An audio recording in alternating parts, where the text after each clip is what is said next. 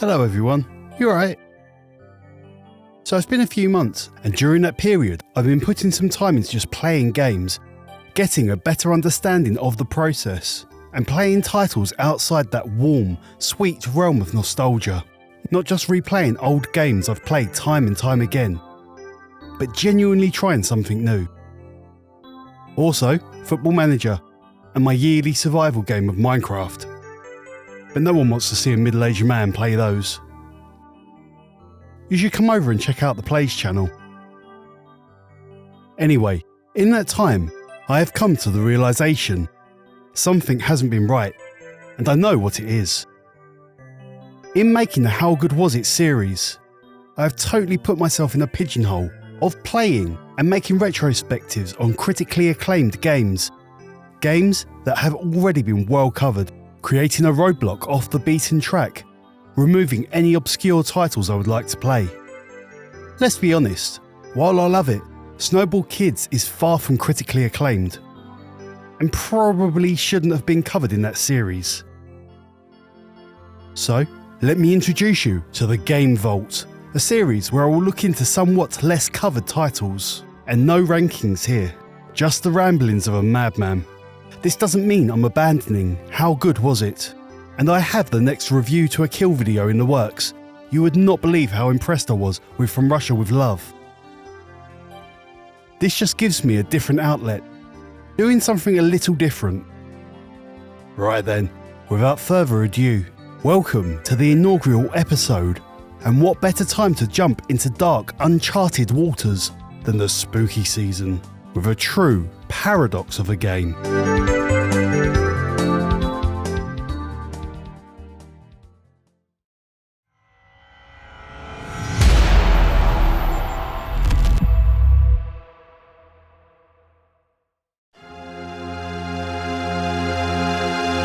So last year when I made my survival horror documentary, thank you to everyone who watched.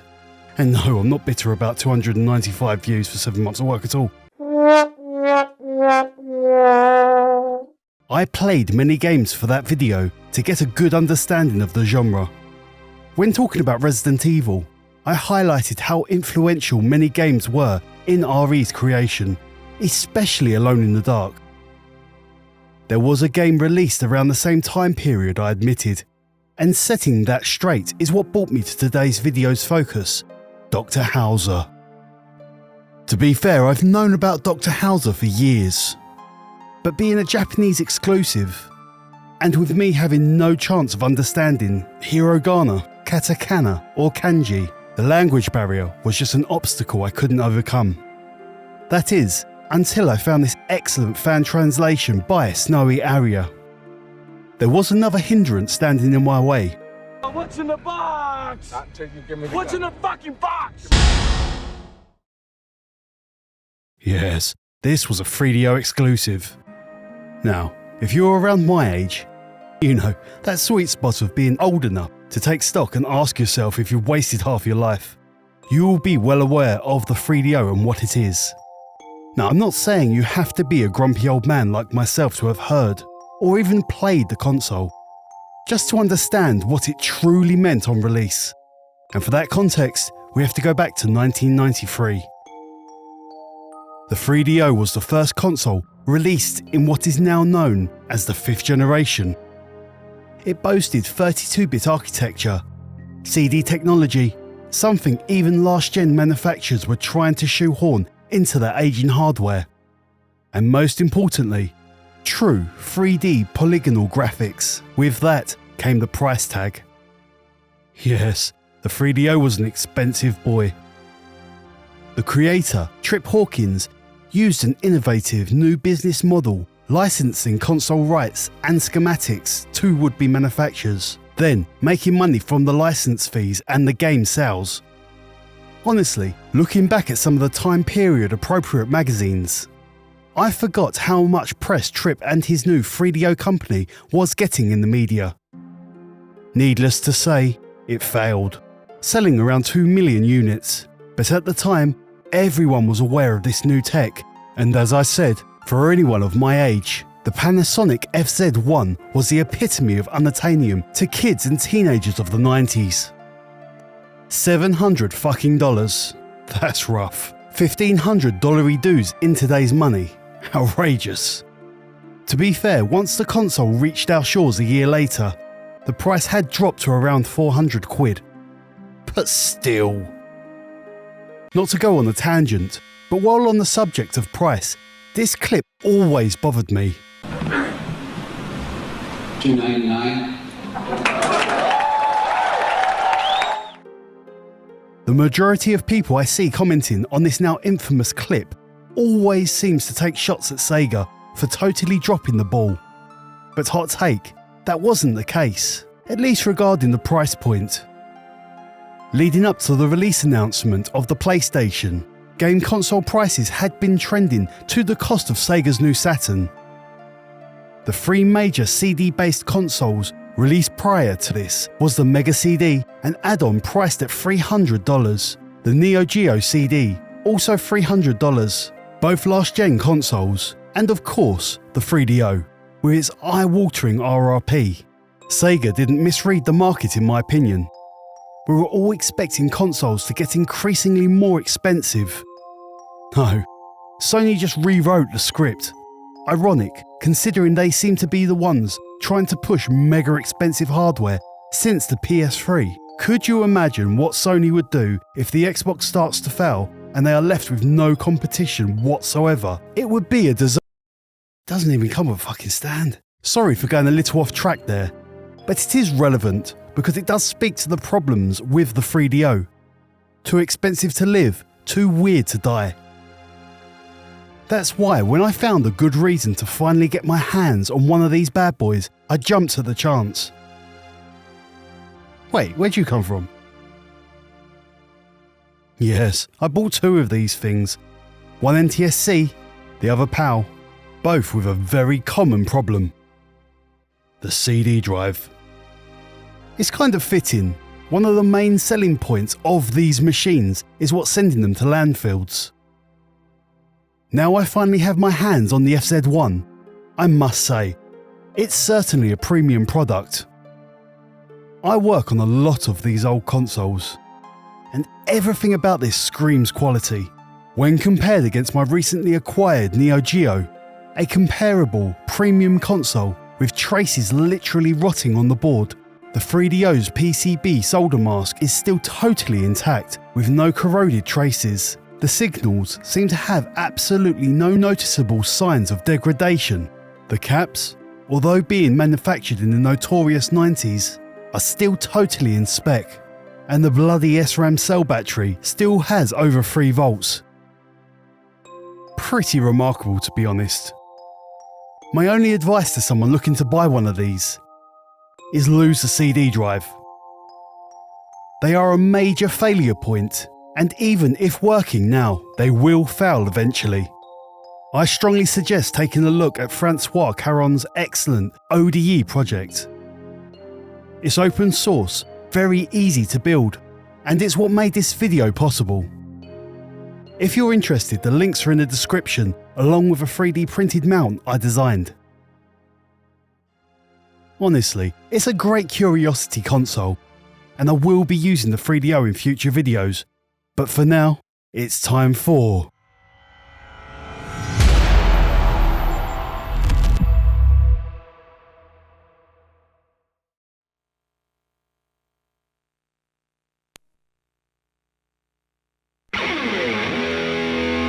Riverhill Soft. We'll get back to them later, because there's a bit to unpack there.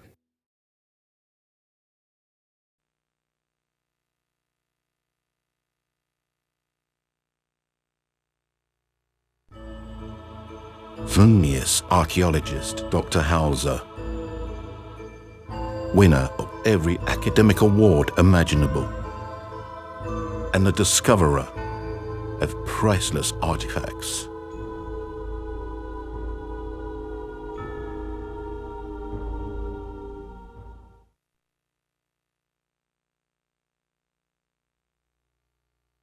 Dr. Hauzer is missing. I first interviewed the doctor 10 years ago. For him to chase after fame, then just vanish. At one last, I caught his trail. An old mansion on the outskirts of town.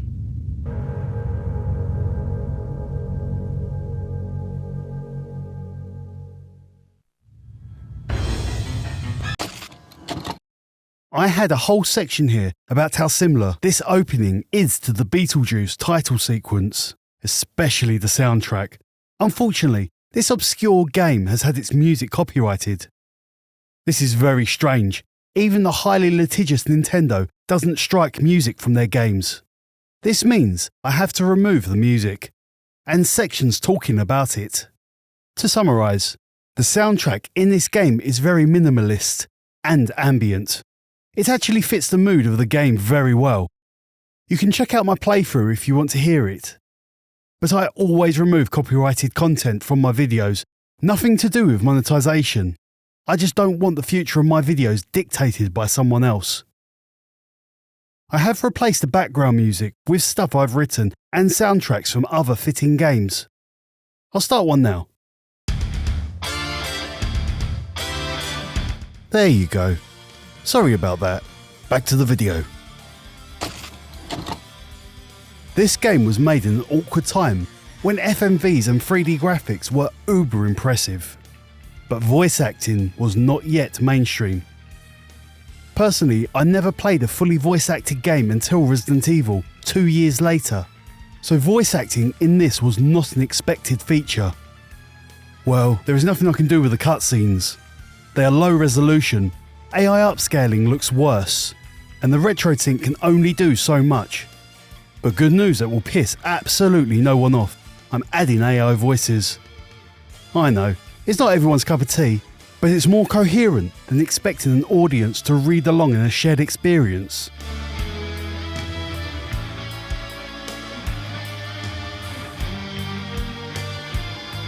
That would have been a very impressive opening scene back in the day, and certainly set early expectations of something along the lines of Hell House or The Shining. But this story goes in a different direction. Nothing special to note in the controls, very basic. Promise, this is the last time I'm going to simp for the 3DO. I probably lost half of you in the first chapter. But I must say, the controller is very nice. A good sized D-pad. It's very similar to the Mega Drive or the Genesis. But what's this? Yes, a headphone jack connector in the controller. This means Panasonic beat Sony, bringing this feature to the market 20 years before the PS4. Come on, that's pretty impressive. Yes, forward, back and turn buttons. You know what that means. Tank controls. Although Alone in the Dark had already explored this control system, there still was no standard for 3D games at this time, so I can only speculate it influenced the decision to use tank controls in Resident Evil. In the book Itchy Tasty, it's explained how Capcom's development Studio 4, the makers of RE, had massive disagreements over including tank controls in the game. I can only think having games already normalising the control scheme would have swayed Yoshiki Okamoto's stance. And I will be eternally grateful for that. Right, let's enter the big scary mansion then, shall we? What could go wrong?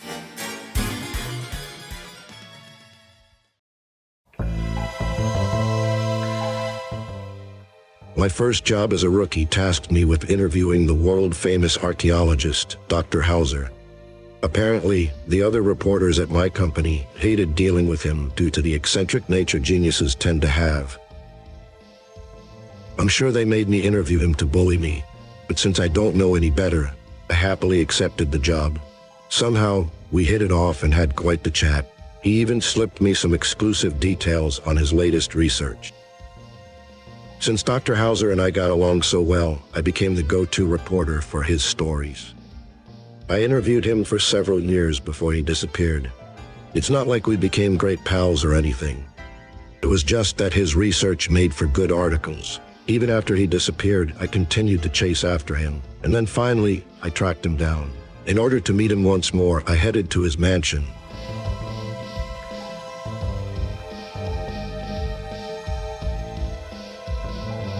Huh? Oh. He's really let this house go. Wait, it's unlocked. Anyone home? Doctor, are you home? No one seems to be around. Maybe he's inside? Okay, we're in. So, we have a missing doctor to find. So let's go forth and do some detective work. Oh, damn. Gonna be one of those games, huh? I've got to level with you. The first time I casually picked this game up, to get a feel before doing this retrospective, I didn't know what to expect. I had watched no playthroughs, so getting the old Phantom of the Opera treatment was not appreciated. Wait, I got a much better chandelier clip.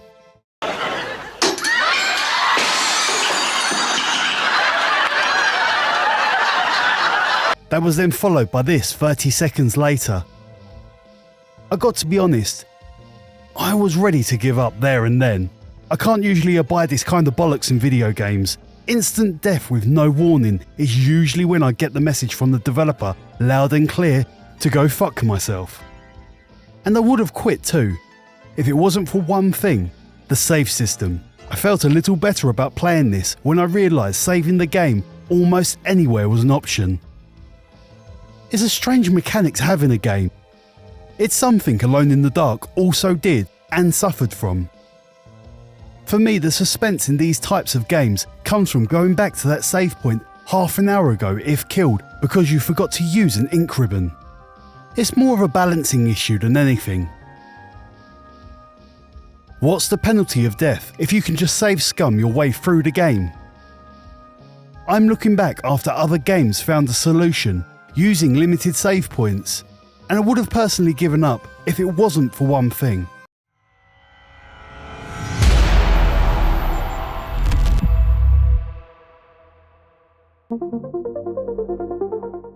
I am a sucker for games that genuinely do something amazing for the time, and for 1994, this game's visuals were unheard of. Yes, nowadays you look at this, and it looks like arse. Not helped by the S-Video output, which is very good for S-Video, but it's still a composite signal. Just for posterity, I'm using the RetroTink 4K for this playthrough. And while it's an unbelievable bit of equipment, its noise reducing feature can only do so much. Out of interest, let's have a look at the top selling games for 1994. Donkey Kong Country, Street Fighter 2, and Final Fantasy VI. Listen, you will never get me to piss all over Final Fantasy VI. It's a masterpiece, but this is not the same as this. I was a 16-bit peasant until I got my PS1. Any sniff of 3D was catnip to us back then. That is even more clear with Donkey Kong Country being the best-selling game of the year, with its main selling point being digitised 3D sprites. My point being, we were thirsty for polygonal graphics, kids. And this would have been the reward for dropping a fortune on this console.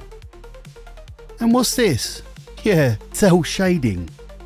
I mean, when did you see anything like this?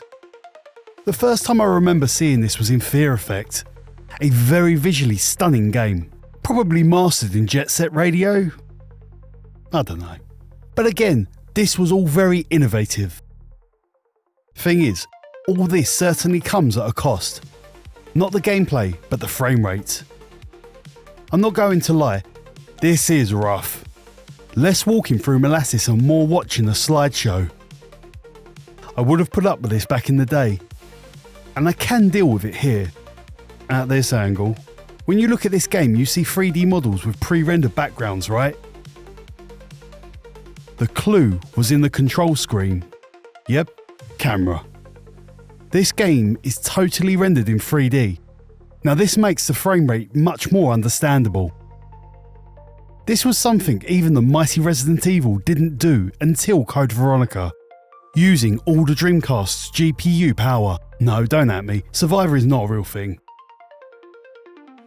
We get the fixed camera, first person, and the most impressive bird's eye view. I'm not sure everyone realises how much CPU power it takes to rotate an entire rendered scene with the tech of the time. Some would say this frame rate is unacceptable, but I say, how did they even get this running? On frame rate, I have done a little independent analysis. The results are in, and it's not good. Problem is, frame rate software on your PC, such as Fraps, calculates the raw refresh rate of the game. Something not possible once a video has been encoded and rendered at 60 FPS, like, let's say, a video file of a playthrough. Luckily, I have some software that analyses the frame rate based on the change of pixels. It's a little finicky, needing calibration, and we are not getting Digital Foundry levels of accuracy, but this is what we've got. Just to confirm, the program is reading the frame rates properly. This is Elden Ring, a game my 4090 plays at a locked 60 FPS, which the program interprets properly. And this is a video I found of 5 FPS, and I would say it's probably about right. So, let's get this slideshow on the road, shall we?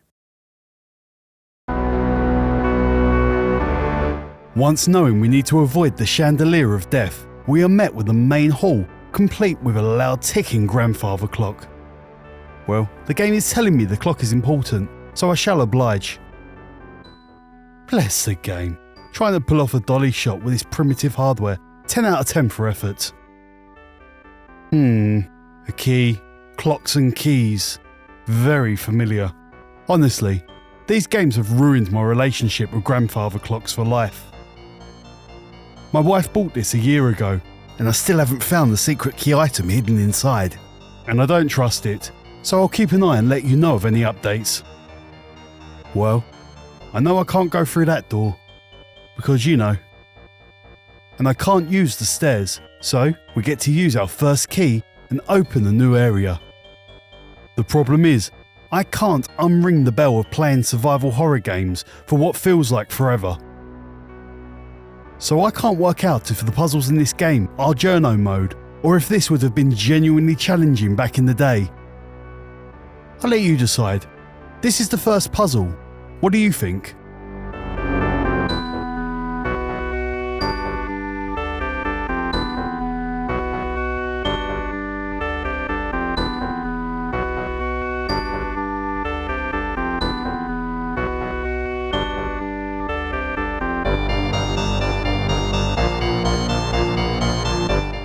I mean, basic stuff, right? Exposition dump via second-hand storytelling. Even more familiar. What an amazing discovery. Wow, maybe terrifying would be more accurate. This lithograph is probably the most important discovery I will ever find. The discovery was just by chance. I know there's still a lot we don't know about this holy site, but I didn't think something like this could exist there.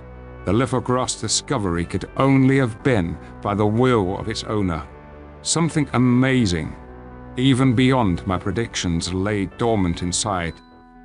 It's just a lithograph, but it's something that should be feared.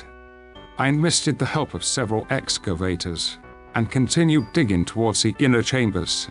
I had to uncover everything else. I strictly ordered the others not to canvassy remove anything from the site. We needed to reach the center intact. I don't want to announce even the slightest detail of this excavation to the public. These ruins are mine. I don't plan on handing them to anyone else. I won't let anyone destroy this place. This is truly a sacred ground. The good doctor is being driven mad by a religious artifact. Well, that explains the death pits at least. The game is the regular fare. Click on everything hoping to find a key item, switches used to mechanically change the level, and then tracking back to find the sitting room. It's like for a dresser, eh? Well, no mystery to what needs to be done here. Wait, what? Can't get behind to push. So, pull? The action button just brings up the dialogue. What now? Oh, the run button is also the push-pull button. This is why you can't rely on learnt skills to play prehistoric games. But you can't say I'm not persistent. This is my first playthrough. I moved this bookcase by repeatedly brushing past it. Yeah, I'm an idiot. And we are never mentioning this again. Doors exposed but locked. No keyhole. Usually this means a hidden switch. Let's explore. Table's caught on something, huh? Sliding around the floor like it's on ice. The game wants me to push this. Nah, door's unlocked. Quick look around, and then we will venture on. It's rather long. That's what she said.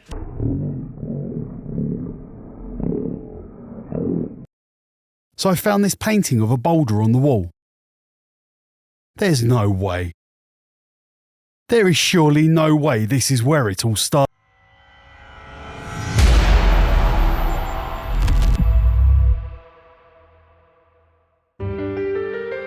You will have to let me know if you know of an earlier example. But for the best of my knowledge, RE1 was the first time I saw the rolling boulder trope in a game. That is until now. Yep, that's one rolling instant death boulder. It's funny that the painting in the prior room would have meant nothing to players of the time. But for me, I instantly was aware what it meant, considering the amount of Resident Evil I've played. And this really is where we need to address the elephant in the room. The influence and influencees of Doctor Hauzer. I've been not so subtly trying to highlight the similarities between this, Alone in the Dark, and Resident Evil. It's impossible to ignore the aspects of gameplay Capcom used from these two titles, and it's equally as clear how much inspiration was used in Doctor Hauzer from Alone in the Dark, all released 2 years apart from one another. No one would argue Alone in the Dark introduced most of the key aspects of survival horror. Item management, tank controls, 2 selectable characters, second-hand storytelling, a mansion. I really could go on. And while you could argue Doctor Hauzer just copies that game, it really doesn't. The thing is, Doctor Hauzer isn't a horror game at all. You might have been noticing something. Where are the zombies? The weapons? No, this isn't a horror game. This is a mystery game. Death can only come from the player making the wrong move. Well, until the end. But what this game does have leans heavily into something else, the puzzles. Whether you're pushing tables into holes to create a bridge, using crowbars to open new paths, or placing items to unlock doors, not to mention the opening door sequence and walking up the stairs. Yes, I know Sweet Home did this sequence first. But the stairs! It's all very familiar. I find it hard to believe Shinji Mikami and Takeru Fujiwara never played this game. I mean the boulder. This is all conjecture. I couldn't find any official mention of this. But why let the truth get in the way of a good rumour? I like to avoid leaning too heavily into the hot topic of the moment. But there is a theme in Doctor Hauzer that can only be described by the most overused trope in horror over the last few years. Liminal spaces.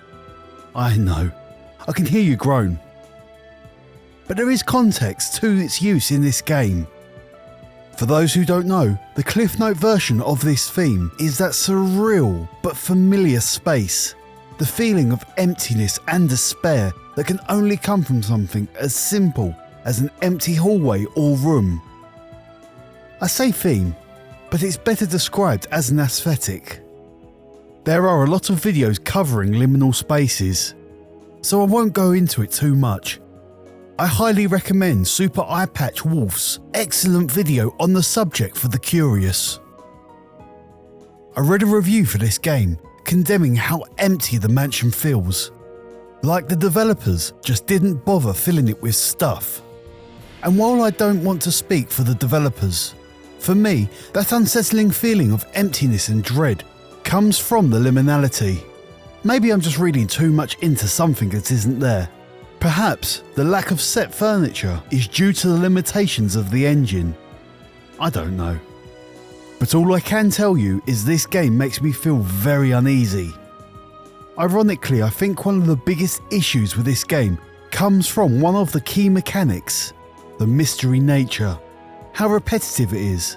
Enter a room, solve a puzzle, get a reward. This reminds me of something. Count me down. Oh, no, 10. 10. No. 9. Now. Never mind, you've still got one crystal. Congratulations if you get that reference. You are also old and British.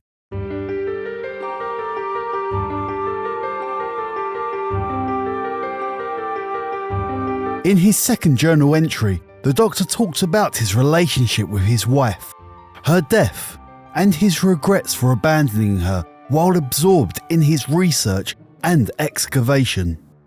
This is important and giving crucial clues for later. The death of Dr. Hauzer's wife certainly isn't helping his spiral into madness. The game had given a subtle clue to her existence early on for the curious. We get more information on the lithograph the good doctor found. A worker has left a note detailing Hauzer's strange behaviour, and in the same area, we get an item called Dictionary. I'm guessing this is a lost in translation situation. This book would have been better described as an encyclopedia rather than a dictionary. But I'm not digging out Snowy Aria's work. The fan translation up to this point has been excellent. So this is what this has all been about. Eternal life, the tree of life, the Garden of Eden, and the cherubim guarding it against man. That was the Doctor's endgame. I'm actually surprised the Japanese developer lent so hard into Christian religion as a focal point for their story. It's funny, when people think of cherubs, they usually think of this. But in the Old Testament, they are described as the first was the face of a cherub, the second was that of a man, the third that of a lion, and the fourth that of an eagle. Each had 4 faces, each had 4 wings, and the form of human hands under the wings. So this depiction in the game shows an impressive attention to detail. Well, it's back downstairs to open the locked door. And it's the fabled lithograph. Ah, trap. Lucky we have an overhead view to jump these gaps. Now this is the only point in the whole game the jump button is used. Same with the push-pull mechanic. Not that it matters, but Doctor Hauzer is a short game, around an hour of gameplay. But programming the mechanic only to be used for around 30 seconds of gameplay is strange to say the least. You what? Shotgun? Fuck you, game. How's that for only 1 shot inside? Better not waste it. It was at this point I realised there was going to be nothing around the corner, waiting to get its dome split. This does segue into something unusual about the game, the items. This is the item sprite sheet for Resident Evil. Now correct me if I'm wrong, but I'm pretty sure all the key items are necessary, apart from the broken shotgun in Jill's scenario. Of course, because of... Oh, Barry! That was too close. You were almost a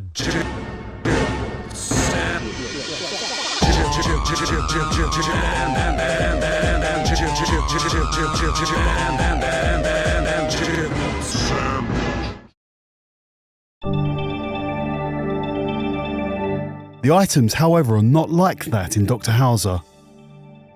I played this game through quite a few times for this retrospective, and I could not find a use for the oil can, lithograph, and even the knife's purpose is totally optional.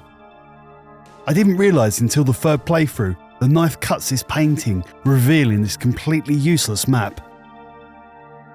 It seems due to the obscurity of this game, there is only one walkthrough FAQ, and video playthroughs are not comprehensive. Someone please tell me, what do I do with this bloody oil can? This thing is driving me mental. Where does the bloody oil can go? We find the third journal entry from Doctor Hauzer, and it details his mental state deteriorating while trying to enter the Garden of Eden.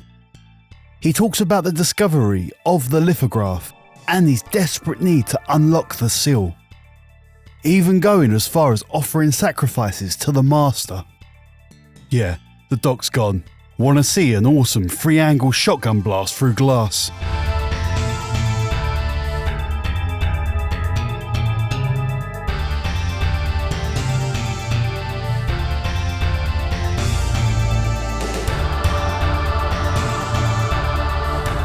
"40-odd minutes into the game, we find our first body in the mansion. Yeah, I know, you're waiting for him to get up. I was thinking the same thing, but no, we will be getting no zombies. For this section of the game, there really isn't anything interesting or different going on. We get a couple more puzzles. Probably my favourite death scene in the game, further instilling my distrust of grandfather clocks, and the final entry from Doctor Hauzer before his slow descent into madness. It seems like he is most concerned about others finding out about his discovery, killing all the college volunteers he hired to dig and offering them as sacrifices. The police and college workers keep coming round to inquire about the missing people, making the Doctor's efforts to break the seal time sensitive. And the situation isn't going to improve. A character being led to madness by his research. I'm sure I've seen this somewhere else. It's sheer perfection. My precious G-Virus. No one will ever take you away from me. No, not ringing any bells. Right, grab the dynamite. Find a picture of Hauzer's wife. This is far more important than you would first think. And then open the secret entrance behind the fireplace, revealing a ladder. Yeah, somebody has to go down there. Somebody's got to go down there.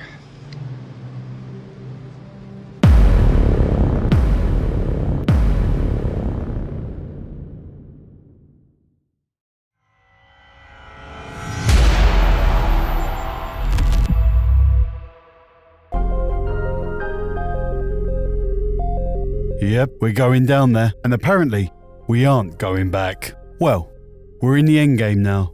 No going back to the mansion. So the only thing is to push forward. We find only the second corpse in the game, retrieving the bone key. Then we get to play with dynamite. Look at that pixelated explosion. It's just magnificent. The explosion reveals a minecart. Archaeologists. Minecarts.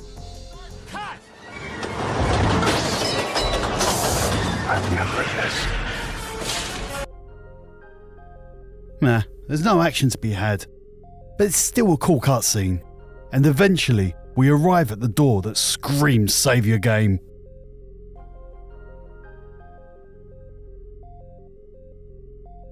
Wow, what a huge discovery. He was guarding this? Why did you come? Dr. Hauzer. Your body. Did you? That's right. I got it. Eternal life. No way you really did it? That cherub granted it to me. So, I left this mortal world. Now, I'm in a place near God. Everything here is eternal. You're joking. I am not here. I am inside the cherub. Why did you go this far? 2 years ago, God took my wife, so I thought I could find her here. I thought I could see her again. If I had eternal life, we both should be immortal. That's what should have happened. But why is my wife not here? Where is she? Dr. Hauzer, after you lost your wife, I see. It's because you are here. You have scared her away. If you weren't here. Find that a little long-winded? Wish I would have paraphrased all that. Well, we suffer together here. And I had to sit through that cutscene so many times, I lost count. So, I thought we could share in the pain. And why did I have to watch that so many times? The fucking boss battle. Yep, this mystery game, with absolutely no combat up to now, is now expecting frame-perfect dodging in a game where we have already proved it's running at a buttery smooth 6 to 8 FPS. Wait, let's give this frame rate another check with a million fireballs on screen. Yeah, that's what I thought. Fuck you, game. I could not beat this section. Having a save just outside the door gave a little respite. But there was no skip, so I had to watch this cutscene before every try. I tried camera view. By far the worst view for this. The first person, not much better. So, all that's left is the bird's eye view, which by far has the worst frame rate. Dodging the fireballs is the name of the game, with 10 hits ending the game. 10 hits sounds like a lot, but considering most of the fireballs hit you more than once in a row, and when hit, you get dragged back. This could be one of the most frustrating boss battles I've ever faced in the game. Now, I did buckle and check a walkthrough on YouTube, as I thought I was doing something wrong. And no, it's just that janky apparently. Although I did find out I needed to be holding the picture of Dr. Hauzer's wife when I reached him, which I appreciated, because if I'd actually made it and then died, not knowing what to do, I would have 100% smashed my Japanese controller. Not even your headphone jack would have saved you. Oh, I can't stay mad at you. By luck rather than skill, and I mean luck. Look at this hitbox. This fireball 100% should have hit me. I make it to the doctor and show him the picture, and cue the ending. Oh, my wife, she came back for me. Now my wife and I, the god, Evelyn. I need to run. Should I use the mine car?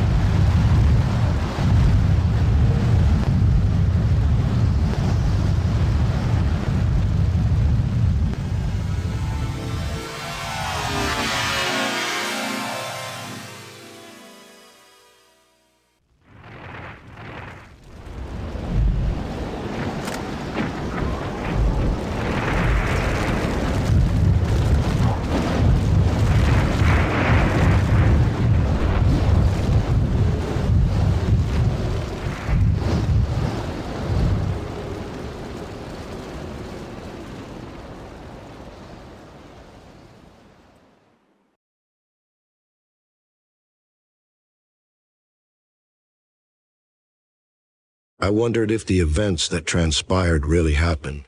The countless records I wrote down in my notebook tell a bizarre, wondrous story. But I couldn't publish this. No one would believe the strange tales told only by my notes. And I don't want to believe it either.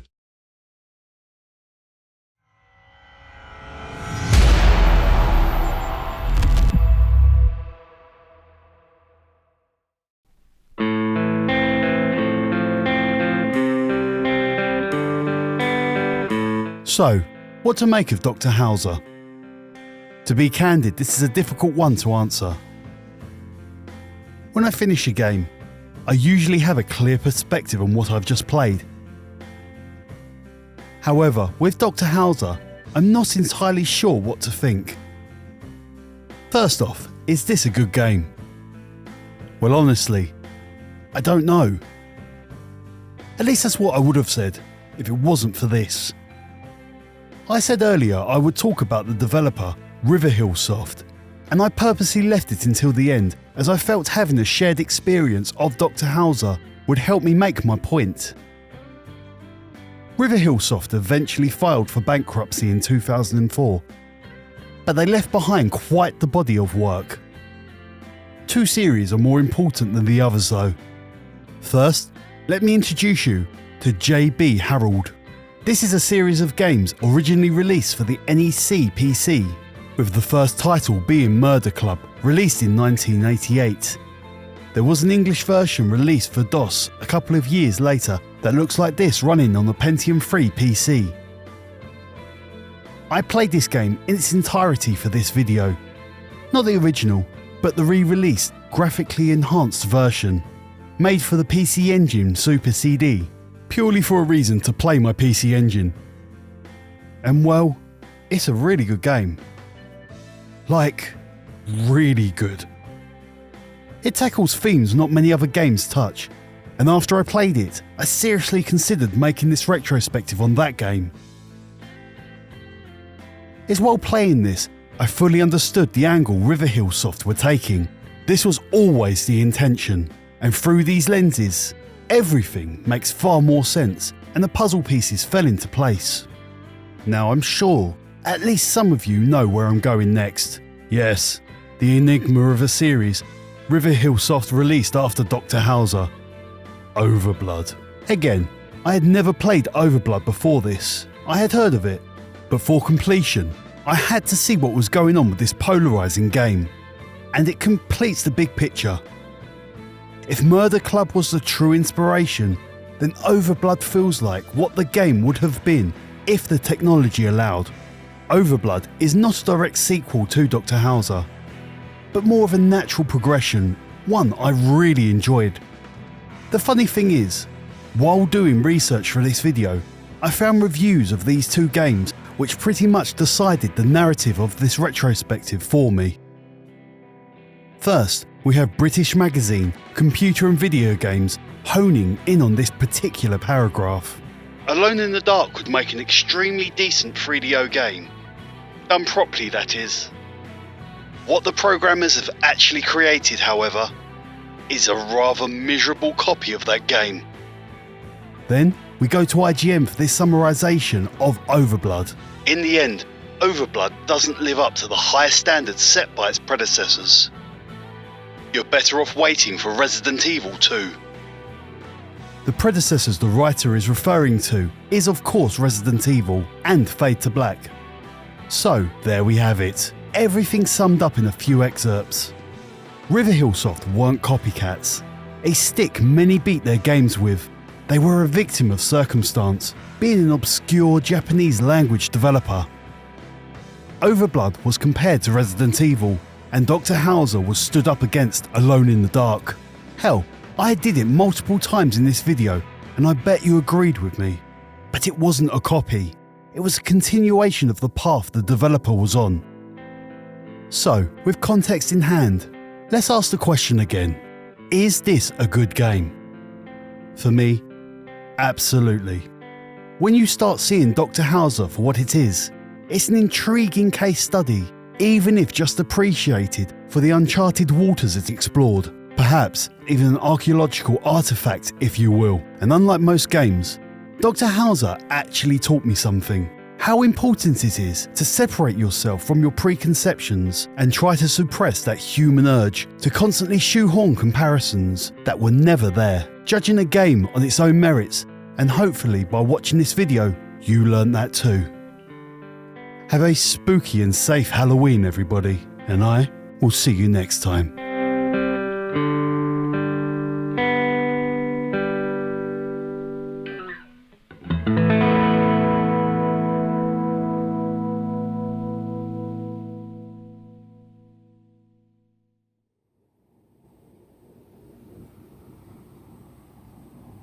Oh, finally finished. o'clock. There must be something about this thing.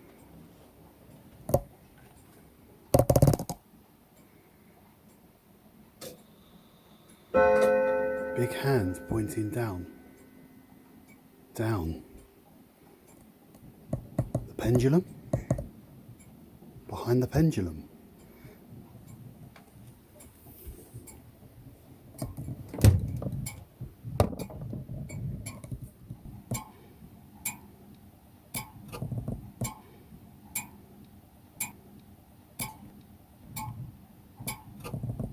Oh my god.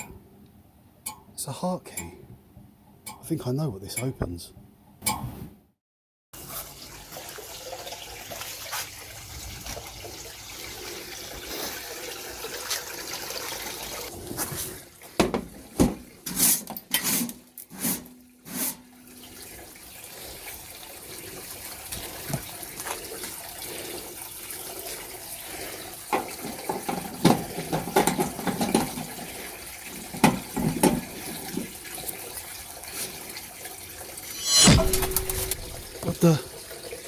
What the fuck? Is this the lithograph? What is going on?